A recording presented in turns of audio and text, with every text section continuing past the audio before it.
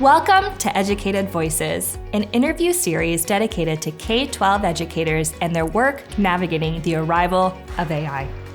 I'm Bailey Ubellacker. And I'm Emma Ludwick. Our goal is to explore the question, how do we prepare children for a world that is fundamentally shifting? To answer that, we're looking outside the classroom to those leading, researching, and working on the edge of innovation. Our guest today is Waymo's Senior Director of Product, Chris Ludwick. Chris is part of the team leading one of the most significant AI deployments in history, bringing autonomous driving to our streets. His work is complex, balancing new ideas, safety, and public trust. We're excited to learn about Waymo's approach to innovation and problem solving, and how Chris's team navigates the unknowns as they change the future of transportation. Waymo is a living laboratory for the very skills we want to foster in educators and students: handling uncertainty, ethical decision-making, adaptation, and intentional iteration. We are ready for inspiration as we prepare our K-12 students for an AI-driven future. Chris, we are so excited to have you here today. Likewise. Excited to be here. Welcome to EducAIted Voices. Our goal today is to learn as much from you and from Waymo as possible that we can bring with us into our work in the world of education. Can you tell us a little bit about the Waymo story? Waymo has been at this for 16 years, and I joined in 2012. So I was the second product manager at the company. The team was about 60 when I joined, but humanity has actually been imagining self-driving cars for much longer. So call it 80, 90, 100 years almost, where people were starting to imagine what it could be like to have a car that drives itself. And the way that they imagined it was very different. It was with technologies that, of course, did not exactly play out the way people imagined it. But you can go and find images from back in the 1950s of people drawing cars where you had 4 occupants who were not driving, they were just engaged with each other. And that's sort of the vision of what this technology has always been. It got this big leap forward in the early 2000s with the DARPA agency, actually. They had the Urban Challenge, the Grand Challenge and the Urban Challenge. This was 2 DARPA-sponsored events where they essentially tried to catalyze the industry because they recognized that the technology had progressed far enough that we were not too far from being able to do this. So they marshaled teams from a bunch of academic institutions and companies to try to complete some simple autonomous vehicle tasks. So the first one was driving through the desert. The first year, no teams finished it. The second year, multiple teams finished it. And then they did what was called the Urban Challenge, which was to try to navigate within a mock city environment. And teams were successful enough that this proved that, hey, this maybe isn't so far away. And that led to Google and other companies deciding that now was the time to try to invest. And so they brought a handful of folks into Google to start the self-driving car project. That was kind of the beginning of the journey. Obviously, even at the time, people didn't know exactly how hard it was going to be to get to where we are today. And I can tell you from personal experience that when I joined in 2012, it was our belief was that we were closer than it turned out to be. And then we kept finding more layers to the problem and uncovering things that we had to solve. And that played out over many years. But it was all kind of an incremental learning story that's gotten us to where we are today.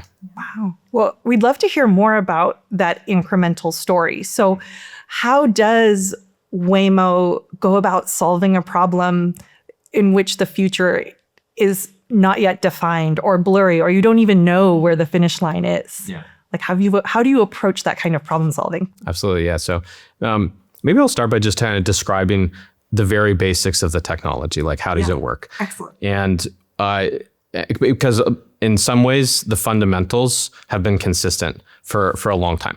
20 years or more. People have been at least thinking about the concepts of this in a similar way. The actual execution, the technology inside it, radically different over the years and how it's evolved. But to start, you can imagine that what is driving? It's first you have to know what's around you. And people in the industry will call this perception. So seeing the objects that are around you. And then where do I need to go? And you can think of that in like the Google Maps style of I need to go from here to the grocery store across town. And there's a set of lanes that connect you from here to there. And then there's the small version of that, which is the next 100 yards. How do I progress through this block given all of the pedestrians, objects, vehicles, all the other things around me? And at the end, the driving task distills down to three things. It's the steering wheel, the brakes, and the gas. Or for us, it's an electric car, so the throttle. And the entire task is basically like, what is the combination of those things over time? And like I said, the mechanisms by which you're controlling these things have changed over time, but the overall, what is the challenge, has stayed the same. We have a vehicle that has several sensor types on it. So we use what's called LiDAR, radar, and camera, as well as microphones. And the combination of these sensors, the car is instrumented in a way where it can see 360 degrees. It's refreshing its view of the world many times per second, never loses focus. And the combination of sensors is actually one of the most powerful ways that these vehicles have superhuman abilities and allow them to be such safe, comfortable drivers to ride in. Yeah. That's incredible. As you're sharing this, I'm really seeing the process and the goal that you're talking about and how we can overlay that on education, right? Our goal is to create students that are autonomous, that they are learning and going out there and keeping their curiosity.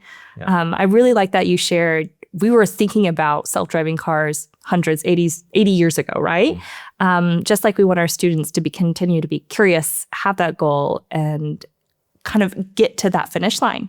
So when you're working with your team, how do you support and motivate with these incremental wins, right? And failures? Yeah. I'll come back to those like 2010 years.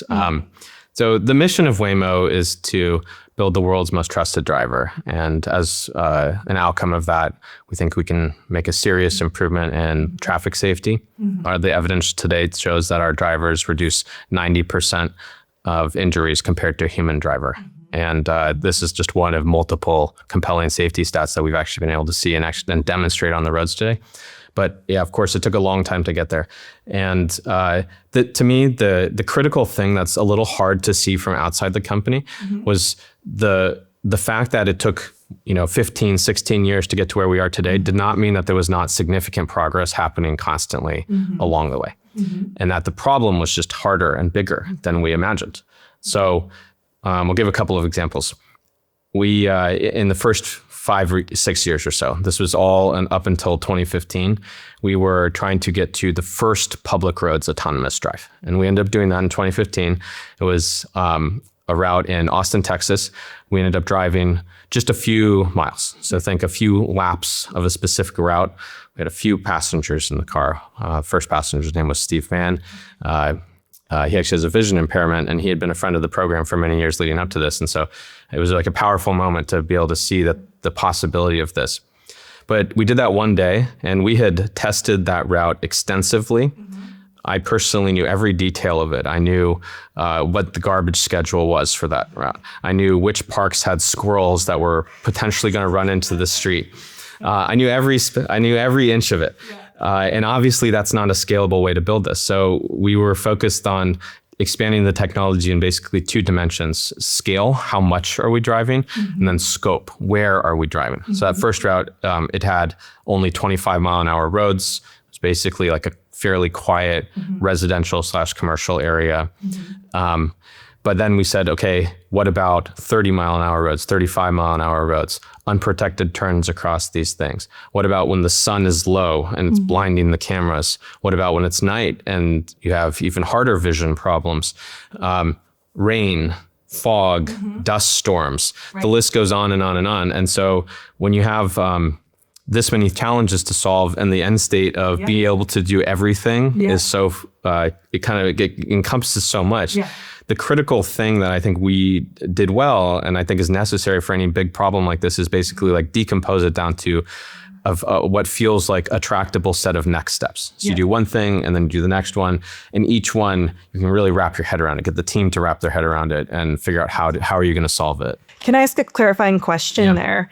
At that point in time in 2015, did you have the technology at that time to achieve what you achieve today? And what I mean by that is I've done a little bit of reading about Waymo, and they talked about how you first started with the if-then rules of driving that then progressed to technology that could actually reason and learn and opened up all the vision possibilities. Right. And that question for me is driven by kind of thinking about learning, thinking about the school settings, and, operating by if-then rules to operating by really adaptive, strategic kind of navigation of kind of the learning space. Yeah. And so I'm curious if in that moment in 2015, did you feel like, yes, we have the technology to do that? Was that there? And from that moment, or did you have to kind of have faith that that technology would come? Yeah, it's a really good question. I think we had technology that would work a lot of the time, and then we kept finding scenarios where it wouldn't work, where there was some failure. And it wasn't that we were using if-then, although that's a good heuristic for kind of the approach. Right. It was more of the classic software development approach. But even in the 2010s, around 2015 especially, we started to switch a lot of our technology stack towards what was then called machine learning. Now it would be called AI. And we were actually kind of at the forefront of that with many of the researchers from Google, Google Brain. They were actually at Waymo because it's this incredible real world manifestation of AI. They actually came and worked on developing our technology with us. So we were building these systems, and that was a pretty key part of the story. And we've gone through multiple technology generations over the years, continuing to evolve it to basically make it so that it's like the most advanced, robust version of what it can be. Yeah. From what you've shared, what has really struck me is how I can hear it in your voice, what a clear mission you had and alignment around that mission about having like the most trusted driver in the world. Yeah. And it makes me reflect that in the world of education, I think right now we haven't come to a shared understanding of kind of the kind of human that we are putting out there in the world that to unite, this kind of technology integration around, right? Are we trying to create the most kind of academically sound human, the most mentally healthy human, the most flexible thinker, innovative mindset oriented human? I mean, there are so many places, so many different directions different schools could go. It'll be really interesting to see how different schools interpret this moment in time and kind of the kind of human that they unite around to bring into the world. So doing self-driving, it's all about dynamic situations. Things can change constantly. You can't foresee all of the conditions that your car is going to experience. Let's talk about that. Yeah. Well, and I mean, that's hard. Edge cases. Educating children, even harder. I have nothing but empathy and appreciation for what you all are doing. Working with neural networks. Yeah, that's right. Yeah. So tell us about, so many questions come up. We want to know about the humans that work at Waymo who can kind of iterate and learn in these really dynamic situations. And then we'd also love to hear about actually the process of iteration that, how does your team like go from something that big and break it up into small, achievable, like give us the details. Yeah. Give us an example. Yeah, for sure. So let's see. I get a lot of questions from folks who are either trying to enter product management or are product managers already, and they're asking like, what are the talents or skills that you should try to cultivate to be a great product manager? And I'm going to use it as an example. Okay. Every discipline is a little different, but I think there are some skills that are common across a lot of things and make people very successful in the workplace that probably translates to what educators need to think about, what students need to think about. For me, there's kind of like four things. First is, can you be a clear thinker? Second is, are you a hard worker? Third, do you have high emotional intelligence? And then fourth, it's kind of related to number three, are you trustworthy and do you have high accountability? And just to unpack these things a little bit more and how they apply in the Waymo context. So clear thinking to me, probably the number one thing that happens over and over and over again in any hard problem is that you are faced with indecision. And you have some question that you don't know the answer to, and it's potentially an emotional question where people are nervous or scared or excited. You can have both. You can have lack of data or ambiguity. People will disagree on what we should do, what should we optimize for. And that the best people that I see in terms of ability to navigate these situations are the ones who can take something very complicated and make it feel very simple. And it's like, you take all of the noise and information, can you translate into a synthesized, distilled version of what everyone was trying to say? Can you represent all of those viewpoints clearly? And then can you turn that into a framework of some kind? Like, here's what I think our goal is. Do we all agree on the goal? Here's why I think that's the goal and why I think this is the right thing for us to optimize for. Here are the discrete choices we could make. And this can apply to a strategic question, a technological implementation question, a product experience question. Here are the options, like actually discretize it into paths A, B, C.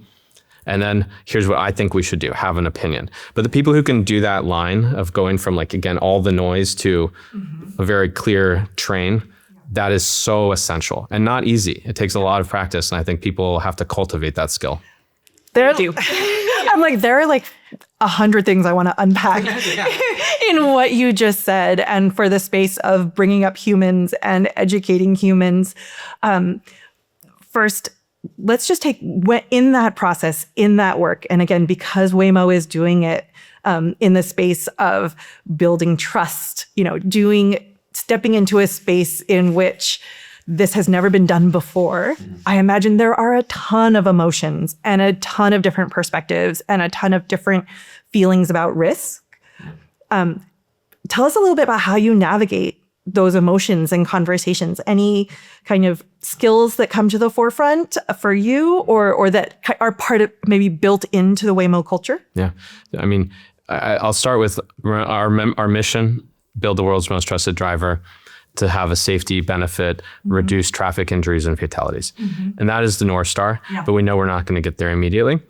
So we've had, I'd say, a good amount of success knowing that that's where we're aiming, but we're going to take responsible incremental steps to deployment. And we are not naive. We're introducing a very novel technology into the world that, again, you see it, it's visible. So of course, people around the company, outside the company, are going to have opinions, thoughts on this. Some will love it. Some will have questions or concerns.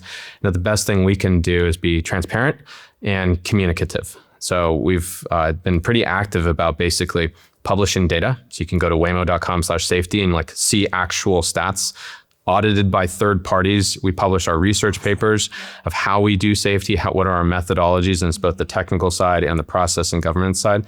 And then we engage with all of the relevant groups, the stakeholder groups, whether that's a local cyclist coalition to state, city, federal authorities who are regulators. Some are just other stakeholders, and we try to actually hear their concerns. And we found that the best way to get people comfortable with Waymo is to ride in one.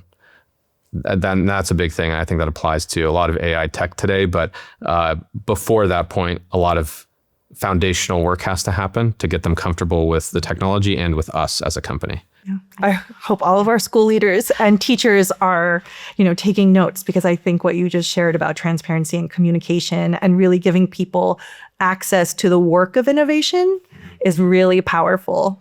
That learning by experience, right? You said get them in the car. I'm thinking, our stakeholders, our students, our parents, our families, the teachers, administrators, education in general. We can learn a lot from what you just shared there, right?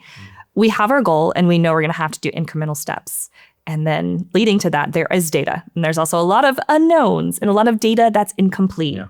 So how does Waymo and you and your team make high stakes decisions with maybe imperfect data or limited data? Yeah. So I'll back up a little bit to this process of when you're going from something small where you are today, wherever that is, to something bigger, whatever you're trying to get to. To me, one of the most important things is to, again, figure out how are you going to break it down into steps and not just to have smaller milestones, but also so that you can learn and iterate along the way.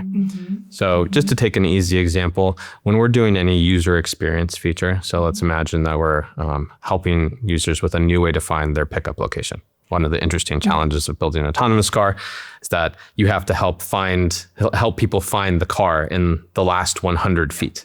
So let's say we're making a change to how that works because we think we can help. We'll try it ourselves first. We'll give it to the employees first. Then we'll give it to some external users, but in a small number, and roll it out slowly. And then you observe what happens. You have to always look at things in two ways. And this is another skill that I think is really important for students or employees, is the ability to have a quantitative and a qualitative angle on almost any question. Or quantitative, it's like, do you understand statistics? And not just at a superficial level, but like truly understand it, where you can see something and actually have an intuition on the fact that I saw this. Is this a surprise or is it not a surprise? Being able to just have some instincts around statistics, really useful for many of the complex problems that people are working with today. Qualitative though, roll up your sleeves, read the user feedback. Go talk to users, watch how they use the product. If you can do a demo with them. And then actually go experience it yourself. And then you have to me, the art of it is how do you marry these two things together? And then that gives you your confidence to say, okay, we feel good, both quantitative and the qualitative experience. Let's take the next step. I love it. And then a failure happens. Tell us about that. How is failure used as a data point rather than a stopping block? Yeah, so the technology is always going to keep improving. And the beauty of autonomous vehicles is that when you fix something once, the entire fleet benefits, and you just keep getting better. And so what we see is any challenge or issue that we see on the roads, we turn it into a learning opportunity and basically a moment to find something that we can do better and improve from. And we have a formal culture around this. We do retrospectives. We're not unique in this. This is a common thing in the tech industry where if there is something that happens, you do a formal retrospective, which is a very interesting process. They call it a blameless retrospective. So it's not about somebody or some group did something wrong. It's let's all look together. I like this metaphor of we're all looking at each other, talking to, hey, let's put the problem over here and we're all gonna look at this problem together and talk through what happened, how could we have done it better, and then take actual action items out of it and then have accountability to follow through and make changes. That's fantastic. I'm curious, sorry, I know how. Go for it, yeah. With Waymo, was there a particular leader that set this culture into place? Is it the type of employee that is drawn to Waymo? Tell us about the humans who work there. There are a lot of great people at Waymo. I feel super lucky. I like everyone I work with, and they're all very mission oriented. And I think Waymo is a place that draws people who are excited about being on the cutting edge of technology, but then also it's with this very specific type of product. It's an interesting thing about Waymo in general is that it's a relatively large startup, large in the scheme of startups, working on one product. So we're all collaborating on one thing. Most other companies of our size are working on many different things where you can kind of cut it up and people can work independently in small groups. We do that to some extent, but so much of the thing has to come together and in this final experience that it requires people who are very good at collaborating, who have some shared values in terms of how they approach problems, how they interact with each other. There are many leaders that I look up to. I think our CEOs are both phenomenal and I think set this tone from the top down of basically we're gonna keep moving forward with urgency, balanced with responsible deployment, always with that mission in mind. That's fantastic. A really great alignment, right? We're all towards this mission, just like in education, the student, the learner is at the center. But I think what makes it complex is that we do have lots of different goals along the way, or each student has different learning needs and how we can support them and different goals. Yeah, and I will add that, similar to what you just shared about Waymo, I am really excited for the world of education to start opening up questions. For instance, do we all need to be in siloed grades? Should we always separate children exactly by age? How do we come together, right, and work on a single conversation around bringing a human from, when they join us at age 5 to when they leave us at 18? How do we have that? How do we bring everybody to the table on that conversation and how we work together in that journey versus I think education has tended to operate in really siloed, kind of more to the established corporations, and really using AI to kind of solve a lot of the information challenges in education, right? That you work with one teacher for 1 year and then how do we help that information move as the child moves through their educational career? I think there are a ton of really exciting opportunities and challenges. Yeah. 100%. Yeah. Kind of taking it back to Waymo a little bit. So the task of driving, when this task is optional, as you all are making it, what do you hope the next generation does with that newfound time? And we can kind of think about in education too. What are teachers going to do with their newfound time? What are students? Interesting. Yeah, for sure. What are people doing in the cars? That's a good question as well. That's where I was going to go. I mean, we see lots of different things. So the first thing is that the first time somebody tries Waymo, typically the first 5 to 10 minutes, and I've hosted many people for their first ride, they pay attention to the steering wheel and they're watching what's happening, kind of watching what's around it, basically giving themselves confidence that this thing works in the way that they would hope it does and expect it does. But then very shortly they get very calm and they stop paying attention. And I'm not the first person to use that story because I think it's actually pretty consistent across many people who have been working on these vehicles. Tracks with human development. So then what? Then what happens after that? Dance party? Yeah, we literally see almost anything. So I'll tell you, from myself, what I do, I typically use it as productive time. To me, a huge benefit of this technology has been it's turned my commute into essentially time where I can have it as flexible time for myself. And that can be a couple different things. I can actually be working, and sometimes having those extra moments at the other end of your day, so valuable for arriving home and having enough things done where they're not on your mind as you're trying to, enter your household and maybe you have children or whatever. And that's the case for me. Sometimes I like to just chill and I just close my eyes or look out the window and just kind of quiet my thoughts. And then other times I'm out with friends and we're going out to dinner or something and you're playing music. And we see a lot of this with riders. Kind of a fun one. We see actually a surprising number of parents who commute to school and then their own work with their children. And they'll actually bring a car seat, install it, and then drop the kid off and then keep going. And then they carry the car seat with them.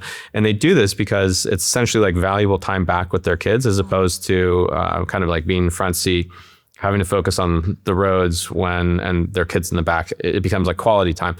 And we see many examples of this kind of stuff where people kind of use it. It's your own private space. You kind of make it whatever you want. I love it. AI for human connection. Yeah. That's what we're hoping for. Yeah, that's beautiful. So educators are inadvertently tasked with introducing AI to a diverse audience, including those who are skeptical, fearful, or resistant to change. What has Waymo learned about building trust when it comes to disruption and innovation? I think it's really important basically to be open and transparent, especially when there's a new technology that people may not be familiar with. And so for us, that has meant discussions around sharing our data, publishing our methodologies, and then engaging with both users and community stakeholders and regulators, all to make sure that people feel like there is a human behind the technology. So you see, even goes further in the in-car experience, we make it so that you can talk to a human immediately. Touch of a button, you can speak to a human operator. And we've felt like that's having a support agent who is accessible to you is essential to help people understand what's happening. So to me, that's an important lesson for many of these other companies and technologies who are pushing the forefronts very quickly is how do you still give people comfort with what's happening, connection to knowledge that there's a human behind it and that they've thought this through carefully, especially for something safety critical like driving. Yeah. I'm loving hearing how connected to the human experience Waymo is that connection and understanding to the human experience, again, represented by your leadership? Is there a team of human development experts that you work with? Like, how do you stay really connected to the human experience of your technology? I think every single person at Waymo can and should stay connected to the human experience of the technology. And this happens all the way top to bottom of the company. We ask that everyone rides the products, that they understand personally how it's behaving in the world, that they use it and they can give feedback on it. We do have teams that specialize in research. So user research, they go and actually run studies. And this is phenomenal because these are specialists who are trained in the best methodologies to answer questions and understand people's desires, challenges with the product. But it's kind of everyone's job. And that's another thing especially with the safety critical technology. Safety has to be everyone's job. You can't say that safety is just like one group of people's job. Everyone needs to be thinking about it and make sure we're all optimizing towards it. That's really beautiful. It really inspires me to think about how in school settings that we spend time at this moment of disruption, really connecting not only with our own students' experiences, but with our administrators' experiences, with our families' experiences, and really bringing all of those conversations to kind of a central discussion. And acknowledging that it's a shared responsibility, right? It is. That. Teachers do have a lot, right? They are at the forefront of this and are expected a lot to know the answers to AI to help navigate this. But students have a role in that. Families have a role. Our policy, our leaders, and then our tech companies. We're all in it together. I do feel there is a great pressure right now for so many people to feel that they have an answer or a perspective or know a hot take, right? And know this is the tool, this is how we're going to implement it, and this is what we're promising with it. Whereas it sounds like at Waymo, you've done a phenomenal job of holding space in a collective group for working together towards something new and different. Yes. That's really cool. Yeah, thank you so much for sharing that. Sure. Bringing it back to students and how we as educators are really tasked with preparing them for the future, I have to ask, if you were hiring someone in 2030, 2035, based on what you know right now, would you prioritize someone with specialized knowledge, someone who is able to unlearn and relearn? Perhaps someone with a unique perspective? What would you be looking for in your work? That is a good question. And I think you can look at that from two angles. What would you look for in each individual? Then what do you look for in a team of people? Speaking to the individual piece, I've interviewed many product managers over the years and other roles too. And I have a rubric essentially of what I'm looking for. It's again, are you a clear thinker? Do I see evidence that you're motivated and hard worker? Are you good with others? And are you accountable? Do you feel trustworthy? Like if you say you're going to do something, are you going to follow through? So for me, if I'm looking at somebody who's coming into the workforce now or being educated now, look, we all know that things are changing very quickly. And the thing that I would look for is most this like learning mindset. Just to share some of my own personal journey on this point, like I studied anthropology in college. So it's not that close to self-driving cars or robotics. Cool. But I go back to some of the things that I learned in my first jobs, and then also just like learning that I've done away from jobs formally that has helped me a lot along the way. I have always been interested in technology, of course. So I taught myself to code, and maybe in 2030 that won't be relevant as much anymore, but I got to think some sort of technical systems understanding is super important. For me, the reason I did it is because I was in conversations with people and it just frustrated me when I couldn't understand. And so this applied to many different things. Another example, we were building our first vehicle. It was the Firefly vehicle. It's the one that looks like a little bit of like a koala bear. These existed in 2013 to 2016 or so. I found myself, because we were such a small team, responsible for helping to decide how big of a battery pack should we put in it. Yeah. I was like, I've never been a battery engineer. Yeah. But I had to learn pretty deeply every step of that, from understanding how battery chemistries work to how do you understand the rolling resistance of different types of tires. How is the car going to be used? And I worked with software developers to develop some models and simulations of what this would look like. And actually effectively led us to the decision that I think we ended up with a 24 kilowatt hour pack in that vehicle. That was the right answer to that point in time.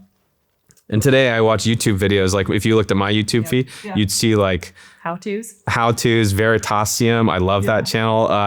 Things where I'm learning about math or physics or electrical engineering. I've always just been curious. And so to me, my advice to somebody young is like, you just have to be curious and just constantly learning. And that's the kind of like the best thing, because that will prepare you kind of for almost anything. Thank you so much for sharing that. What I'm hearing is we're cultivating lifelong learners and then helping them with that motivation, right? That balance between the intrinsic and extrinsic motivation to help them persevere through situations, that grit. Yeah. Yeah. And I will also add that I really appreciate how it sounds like you have a strong anchoring or background in the humanities, in social research, in human behavior, and that you are also pursuing the technical, mathematical. There's an integration of all of these aspects of learning and growth and approaches that you are then representing and taking with you to the edge of innovation. Absolutely. Which I love. I'm like, write it down.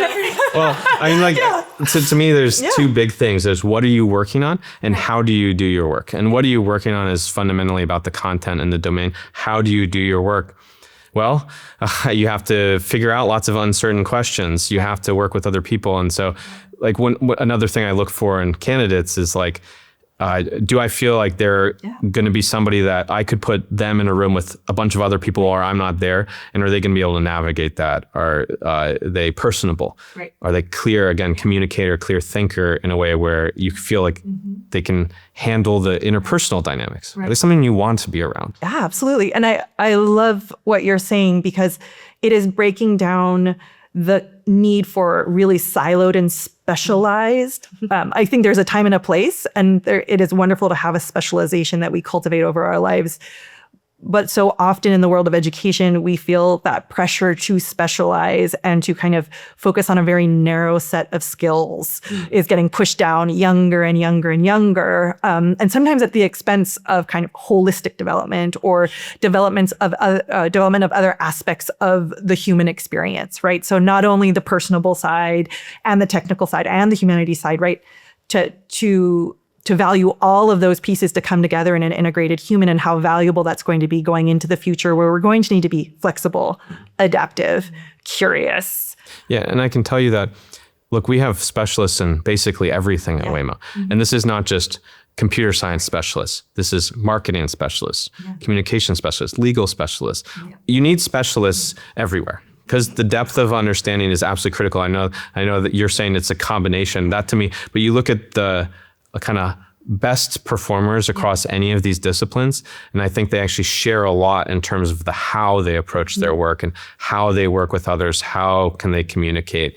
And that to me is like the best of both worlds. You need some of each. Yeah, I will say we recently had a conversation with Andrew Ng, and he was really big on inviting teachers into the space to learn to code and to think about coding, to be able to maximize this technology in their kindergarten classrooms, in their first grade classrooms. And that doesn't necessarily mean using it with the child, but how can they use it in their own practice to increase their impact? And I think, again, it's speaking to what you're speaking to of, we're all going to have these areas of expertise, and we also all need to have kind of a shared awareness skill set that allows us to work together, to collaborate, to communicate, and to move the world forward, or to move a car forward. Firsthand experience is so valuable.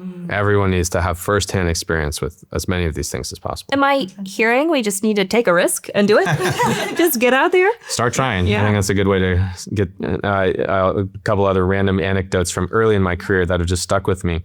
In my first job at Bain, there were very clear values. One of them was true north, and this was all about having a good moral compass and always kind of following what you felt was right. Another one was zero defect. And this to me is this interesting mentality of, again, paying attention to your process at every step of the way and ensuring that you have high quality throughout. Those stuck with me. The reason I thought of this right now, though, some of the other things that I heard from coworkers at that time, work hard and smile, has always been this sentence that stuck with me all these years. And it's just like, have fun. We all have to work so much. Be a little bit silly, be willing to laugh a little bit, carries you very far. The other one, his name was David. He said, you will be astounded by how much you can do in 1 hour of hard work. And so many people get stuck not trying something and just thinking about whether they should do it or how they should do it. And if you just simply start doing something for 1 hour, you will get relatively far. And suddenly the problem feels much more tractable and you understand it. So. That's fantastic. That is fantastic advice. Yeah. Something we will take with us. And put on every classroom, That was one of our questions for you is if you could put one thing on every classroom wall, what would it be? That's too much pressure. Work hard for an hour. This is why education is extremely difficult and important. How do you distill so much down to one phrase? I don't know. There's a lot of things that I think kids should try to remember, but working hard and smiling is a good start. Have fun, try to make friends with others, enjoy life. Yeah, fantastic. So the last question that we love to ask is, when we sit down with each other in 10 years from now, what do you think we will be talking about? 10 years ago, we had just done our first autonomous drive in Austin. And so here we are 10 years later. Wow. I think our progress has been accelerating every year. And I'm going to answer your question first from a Waymo point of view. Here we are, and we're on this accelerating journey. And I think that 10 years from now, it's hard for me to visualize fully because I think the world is going to be a pretty different place 10 years from now. And I think our technology is going to have moved substantially far sooner than 10 years from now in terms of where we're deployed. This year, we're adding many more markets, we have more platforms, international, all of these things are coming. So 10 years from now, I think driving is going to be fundamentally different, and you're going to see predominantly autonomous vehicles out and around the world in terms of how people are using to get around. Now, we've also been talking about education and AI and all of these other things. Man, what else is going to be different? I don't know. But I feel like probably a lot of the ways people are going to work quite different, but it's hard to speculate. Well, we're so grateful for your perspective and for sharing Waymo's approach to innovating and changing the future of transportation. I think there have been so many amazing points that you've shared with us today about the learning culture, how to make decisions, qualities that you look for in a learner or someone who is joining you in this work. As well as, the ability for our organizations to be transparent in this moment, to share and collectively work with all the stakeholders at this point of disruption in the world of education. Well, thank you for having me. Oh, we appreciate it. It's been so valuable, and thank you. Thanks, and thank you, Waymo, for sharing you. Thank you guys both. Thanks for having me. Yeah. Thank you. Thank you, Chris, for giving us a look under the hood of one of the most complex AI deployments in the world. It's fascinating to see how the same principles Waymo uses to navigate our streets, like managing long-tail edge cases, learning by doing, and building public trust, are the exact ones we need. We're excited to see how you take today's insights back to your schools to spark deeper discussions about the intersection of technology and society. We've provided links to resources to help you initiate those conversations. Thank you for taking this ride with us. We are honored to partner with you as we navigate the AI of today and the possibilities of tomorrow. Buckle up.